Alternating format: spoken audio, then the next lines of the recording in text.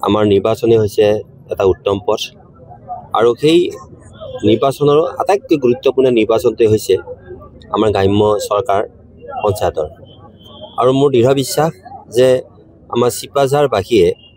শান্তি সম্প্ৰীতিৰে উৎকৃষ্ট নিদৰ্শন আগবঢ়াই আছে নিৰ্বাচনৰ ক্ষেত্ৰত এইবাৰো আৰু অধিক শক্তিশালীভাৱে গণতন্ত্ৰৰ যিটো আমাৰ মৰ্যাদা এই মৰ্যাদাৰ ৰক্ষাৰ বাবে যি ধৰণে প্ৰতি বছৰে চিপাঝাৰে পথ দেখুৱাই আছে এইবাৰো সমগ্ৰ অসমৰ ভিতৰতেই চিপাঝাৰ পথ দেখুৱাব শান্তিপূৰ্ণভাৱে নিৰ্বাচন অনুষ্ঠিত